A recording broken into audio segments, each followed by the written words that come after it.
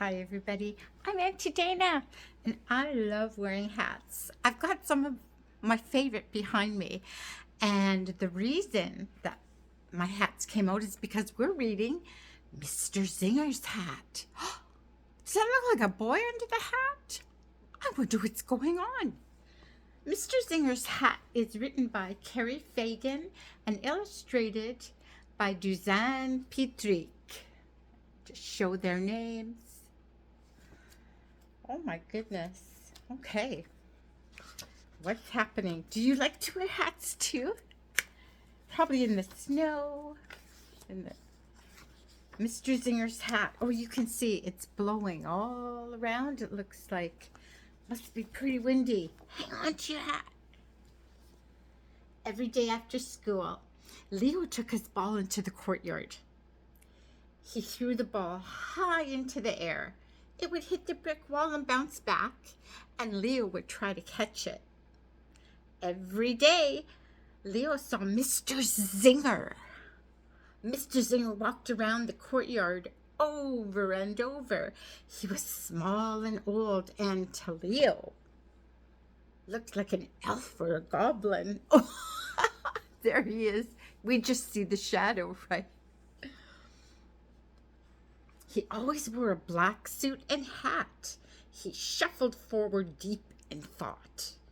Mr. Zinger made up stories. The stories were published in magazines and in books. Leo's mother would say to him, "Don't disturb Mr. Zinger. He's making up stories. He's working." Yeah, sees him every day. One afternoon, Leo threw his ball higher than ever before. Up it went until finally it smacked against the wall. The ball bounced back and zipped right across the courtyard, right towards Mr. Zinger. Mr. Zinger didn't even notice. He was too busy thinking. Piff! The ball knocked Mr. Zinger's hat off his head. "Oi, my hat!" cried Mr. Zinger. He reached up, but the wind had caught the hat and blown it high above the courtyard. Mr. Zinger patted his bald head. "Young man," he called, "help me get my hat." Look, oh dear. That's why we saw that. Whoosh. Leo ran. He turned this way and that as a wind. The wind swirled the hat about. At last, it started to come down, dipping lower and lower. Leo held out his hands. The hat came down right over Leo's baseball cap. At least he caught it, right? Leo took off the hat and gave it to Mr. Zinger. "So much excitement," Mr. Zinger said. "It makes me tired. Come, young man, let's sit on the bench." So Leo sat on the bench beside Mr. Zinger. "What's your name, young man?" "Leo." "Well, Leo, I wonder why my hat took off like that. Maybe there was something inside it." Mr. Zinger peered into the hat. There's something inside. "What is it? What's inside the hat?" asked Leo. He looked too. He didn't even see anything. "I see now," said Mr. Zinger. "It's a story. A story trying to get out." "What story?" asked Leo. "Oh. Let me see," Mr. Zinger said, peering into the hat with pale eyes. "Once upon a time, there was a man." "Could it maybe be a boy?" asked Leo. "Yes, you're right. A boy. Now, this boy was very poor." "He might be rich," Leo ventured. Mr. Zinger scratched his head. Why not? He was rich. Rich as a king, an emperor, a czar. He was also very unhappy. Can you see why? Leo looked into the hat. He thought for a moment. Because he had nothing to do? Do you think he was so rich that there was nothing to do because he had everything? Let's read on. Okay, so one day this boy makes a proclamation. What's a proclamation? Asked Leo. An announcement. He will give half of his wealth and possessions to any child who can cheer him up. Children from all over the land line up at the front door of the boy's mansion, hoping to be the one. This ought to be good, said Leo. Yeah, all these kids, whoever can make him laugh or cheer him up. The first child, said Mr. Zinger, offered the boy a gold watch. Boring, said Leo. The boy thought so too. The next child brought him an electric guitar. Yes, but the boy already had a better one.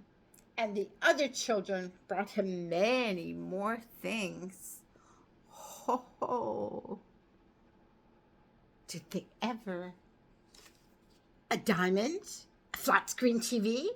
A canoe? A live monkey? Yes, and again, yes. But either the boy already had those things, or they didn't interest him. He was very disappointed. But just as he was closing the door of his mansion, he saw something. Leo looked into the hat. A boy running toward the door. Exactly, said Mr. Zinger.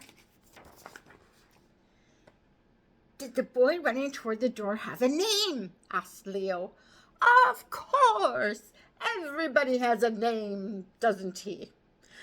But I can't quite make it out. Maybe you can. It was dark in the hat. Leo cocked his ear and listened. Leo! The boy's name was Leo. As good a name as any, said Mr. Zinger. So Leo went to the door. All out of breath, the rich boy said to him, What have you got that all the others don't have? And Leo held something up. What was it? What did he hold up? Leo asked. You tell me, said Mr. Zinger. I kind of think Mr. Zinger's teaching the boy how to make up a story, huh? But I don't know, said Leo. You don't know? Are you so sure about that? You knew that the story was about a boy and not a man. You knew that he didn't want a gold watch. You even knew the name of the boy who ran up to the door. You knew that he was rich and not poor. So maybe you do know what this Leo held up. So, what was it? Leo thought. He closed his eyes and thought hard. Finally, he opened his eyes again. A ball?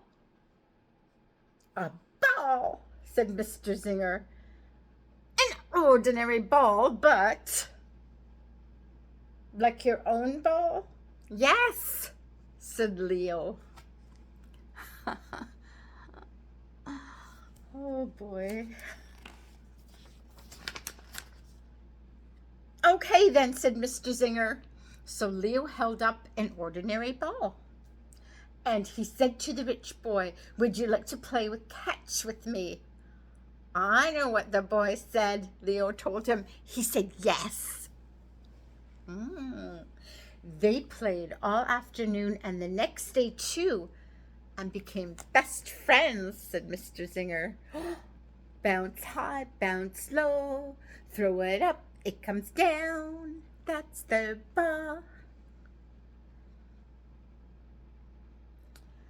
And Leo didn't even want half of the boy's wealth, said Leo. He gave it all away. He's some boy, this Leo. Except for the electric guitar and the monkey. He kept those. Oh my goodness. And that's the end? Asked Mr. Zinger. Yes, that's the end. I like it. I like it too. Mr. Zinger got up with a groan. And now, young man, I must return to my desk. I have a story to write. And with that story, he needs his hat back too, hey? About Leo and the rich boy? Mr. Zinger put his hat back on his head. No, he said, that's not my story. That's your story. But maybe another story will try to get out of my hat. There's no end of them, you know. Mr. Zinger smiled and nodded and walked slowly away. Leo's watching him. Walk, walk, walk. Adios, he says. Leo looked at his ball. He threw the ball against the wall and caught it. He did it again and again. He threw it once more, and this time it went very high, hit the wall, and bounced over Leo's head. I got it, somebody said. Leo turned. A girl. She caught the ball. The girl came up to him. Do you want to play catch? She said. There she is. Caught it. For a long time they played catch, then tag, then hide and seek. Finally, they were too tired to play anything. They sat on the bench. Oh, look at that. Wow, she's got quite the throw. And then they're running. Oh my goodness, yeah. Busy, busy, busy, busy, busy playing. They sat eating chocolate. Leo took off his baseball cap. He said, I have a story inside my cap. I like stories. Once upon a time, there was a boy. Sophie looked into the hat. Can it be a girl? She asked. Okay, a girl. She was rich as a queen, but she wasn't very happy. Do you know why? Because her mother and father had been captured by an ogre. There they are. Look at that. He's teaching her how to tell a story from a hat. Exactly, said Leo. Oh my goodness, and there's an ogre hand. Just pretend. So look at all the hats. Do you think that's true? Hats can tell a story? Should we find out? Let's see. Okay, it looks empty to me, but let's look inside.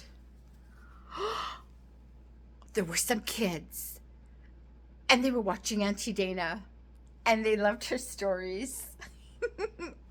I'll see everybody soon. Bye for now.